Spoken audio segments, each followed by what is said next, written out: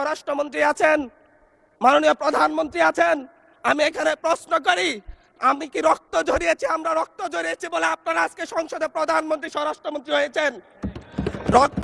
আবার নিজেই গুলিবিদ্ধ পা নিয়ে বের হয়ে গিয়ে সংবাদ সম্মেলন করে বলেছি আবার রাস্তায় নামুন, হাসিনা পতন হতে হবে। হান্নান মাসুদ, আপনি আপনার অসমাপ্ত বক্তব্য সমাপ্ত করুন।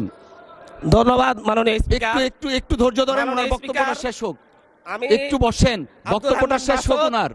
এখানে দাঁড়িয়েছি নিপীড়িত, লাঞ্ছিত, বঞ্চিত মানুষের প্রতিনিধি হয়ে কথা বলতে। আমি এসেছি। ওনার বক্তব্য 6 মিনিট। মাননীয় স্পিকার, আমি বুঝতে পারছি না সময়গুলো কিভাবে বন্টন করা হয়। সরকার দলের হলো 8 মিনিট, বিরোধী দলের হলো 6 মিনিট, এভাবে তো কথা বলতে পারবো না। মাননীয় স্পিকার, পাশাপাশি আমি এই সংসদের সর্বকনিষ্ঠ এমপি, বাংলাদেশের ইতিহাসের সর্বকনিষ্ঠ এমপি। আমি এখানে দাঁড়িয়ে আপনারা যে জেনজির কথা বলেন, সেই জেনজির প্রতিনিধি হয়ে আমি সংসদে কথা বলতে আসছি। আপনি যদি বলেন যে জেনজিরা কি চাই, আমি বলছি জেনজিরা 72-এর সংবিধান আর চাই না। আপনি যদি বলেন জেনজিরা কি চাই, আমি বলতে এসেছি জেনজিরা এটাই চাই, স্বাধীনতার 30 বছর পরে জন্ম নিয়ে আমার মতো যারা সন্তানরা রয়েছে তারা কেন ভোটাধিকার পাই নাই, তার জবাব চাই। আমরা তো স্বাধীন বাংলাদেশে জন্ম নিয়েছি মাননীয় স্পিকার। আমাদের কি ভুল ছিল? আমরা তো নতুন মানচিত্র পেয়েছি, আমরা তো নতুন পতাকা পেয়েছি, আমরা নতুন সীমানা পেয়েছি। আমাদের পূর্বপুরুষরা 1971 সালে রক্ত দিয়ে আমাদের জন্য একটি নিরাপদ বাংলাদেশ গড়তে চেয়েছেন, কিন্তু আমরা কি সেই নিরাপদ বাংলাদেশ পেয়েছি? আমরা কি সেই নতুন বাংলাদেশ পেয়েছি? আমরা তো সেই নতুন বাংলাদেশ মাননীয় স্পিকার পাই নাই। 71-এ 30 লক্ষ মানুষ শহীদ হয়েছে, জীবন দিয়েছে, তাদের পরবর্তী সন্তানরা যেন নিরাপদ বাংলাদেশে ভোটাধিকার পায়, যেন রক্ষী বাহিনী না হয়, যেন ভোটাধিকার পায়, যেন আবার দুর্ভিক্ষ না হয়। কিন্তু আমরা কি দেখেছি? আমরা দেখেছি বাংলাদেশে দুর্ভিক্ষ হয়েছে। 1973 সালে ভোট চুরি হয়েছে। আমরা দেখেছি তার পরবর্তী সময়ে শহীদ প্রেসিডেন্ট জিয়াউর রহমান বাংলাদেশকে অর্থনৈতিকভাবে, রাজনৈতিকভাবে, গণতান্ত্রিকভাবে বাংলাদেশকে পুনরুদ্ধার করার জন্য উনি অটল ভূমিকা রেখেছেন। উনি আমার দ্বীপ হাতিয়াতে 3 বার গিয়েছেন। আমি যেদিকে তাকিয়েছি, আমার এই বেড়িবাঁধ কে করে দিয়েছে? মেজর জিয়াউর রহমান। আমার এই খালকে খনন করে দিয়ে গেছে মেজর জিয়াউর রহমান। তারপরে এরশাদ এসেছে, বেগম জিয়া এসেছেন। বেগম জিয়া আমার হাতিয়াতে 3 থেকে 4 বার গিয়েছেন, কিন্তু তারপর আমার হাতিয়ার ওই অঞ্চলের নদী ভাঙ্গন রোধ হয় নাই। ওই অঞ্চলের লক্ষ লক্ষ মানুষ ঘরবাড়িহীন ভাবে পড়ে আছে। আমি এই ইলেকশনে ভোট ডাকাতি দেখেছি, আমার ঘরে বরে হামলা করা হয়েছে। আমি কি এই ইলেকশনের জন্য নিজের রক্ত জড়িয়েছি? আমি আজকে স্বরাষ্ট্রমন্ত্রী আছেন, মাননীয় প্রধানমন্ত্রী আছেন, আমি এখানে প্রশ্ন করি, আমি কি রক্ত ঝরিয়েছি? আমরা রক্ত ঝরিয়েছি বলে আপনারা আজকে সংসদে প্রধানমন্ত্রী স্বরাষ্ট্রমন্ত্রী হয়েছেন। রক্ত ঝরার পরে, রক্ত ঝরিয়ে গুলিবিদ্ধ হয়ে 3 দিনের মাথায় গুলিবিদ্ধ হয়ে, দয়া করে থামুন মাননীয় সংসদ সদস্য, আপনার বক্তব্য অব্যাহত রাখুন। 144 ধারার মধ্যে আবার নিজেই গুলিবিদ্ধ পা নিয়ে বের হয়ে গিয়ে সংবাদ সম্মেলন করে বলেছি আবার রাস্তায় নামুন, হাসিনা পতন হতে হবে।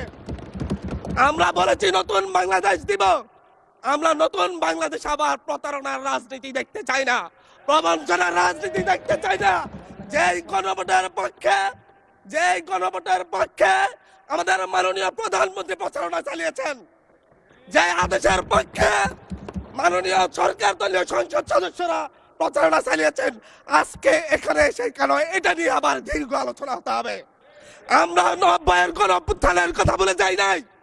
3 জোটের রূপরেখা হয়েছে, বাংলাদেশ গণতান্ত্রিক ভাবে উত্তীর্ণ হবে কথা দেওয়া হয়েছিল, কিন্তু 94 সালের মাগুরার নির্বাচন কারা আয়োজন করেছিল? কারা 94 সালে মাগুরার নির্বাচন আয়োজন করেছিল? আজকে আবার এই সংসদে দাঁড়িয়ে আবার এমন একটা ব্যবস্থা নিয়ে যাচ্ছেন, আরেকবার যে মাগুরার নির্বাচন আয়োজন করবেন না এর নিশ্চয়তা কে দিবে? এর নিশ্চয় দেখা দিবে। আমি আমি আমার সবচাইতে কম বয়সী প্রার্থী হিসাবে নিজের প্রার্থীটা জমা দিয়ে এলাকায় গিয়েছি প্রচারণা করতে, তিনবার হামলা শিকার হতে হয়েছে। আমি সংসদ সদস্য হিসাবে এলাকায় গিয়েছি, সেই জায়গায় আমার উপর হামলা করেছে, সরাসরি ভিডিওতে দেখা গিয়েছে।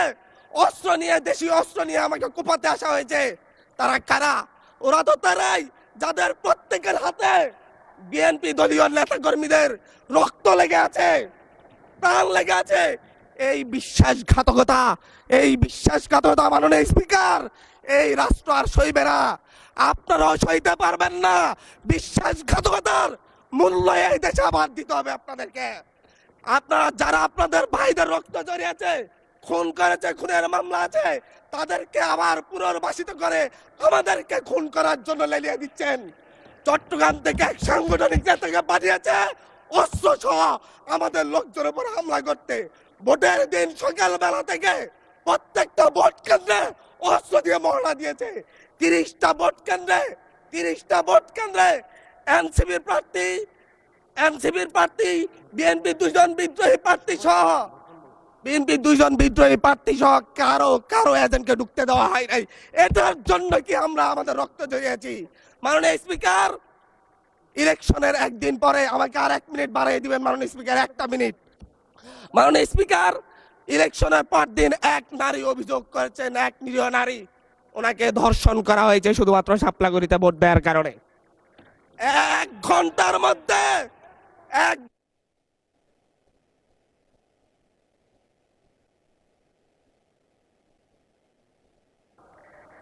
ধন্যবাদ মাননীয় সংসদ।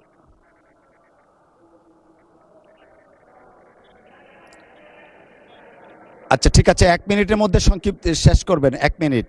মাননীয় স্পিকার, একজন ভুক্তভোগী নারী অভিযোগ করেছে ওনাকে ধর্ষণ করা হয়েছে শাপলাগড়িতে ভোট দেওয়ার কারণে।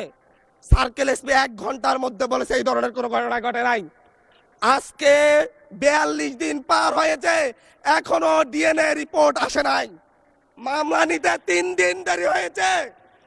আর সিভিল সার্জন অফিস তদন্ত কমিটি করে দিয়েছে, তদন্ত কমিটির রিপোর্ট জমা দিয়েছে। ভুক্তভোগী নারী জানে না তার তদন্ত রিপোর্ট কি এসেছে।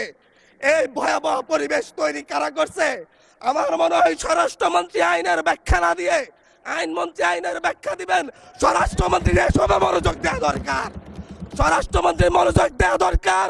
সারা দেশে কোথায় কোথায় সন্ত্রাসীরা রয়েছে, সেই সকল সন্ত্রাসীদের তালিকা করে তাদেরকে বিচারের ব্যবস্থা করা দরকার। স্বরাষ্ট্রমন্ত্রীর উচিত ধন্যবাদ মাননীয় সদস্য। নেতা কর্মীরা হত্যার শিকার হয়েছে তাদের বিচারের ব্যবস্থা করা দরকার।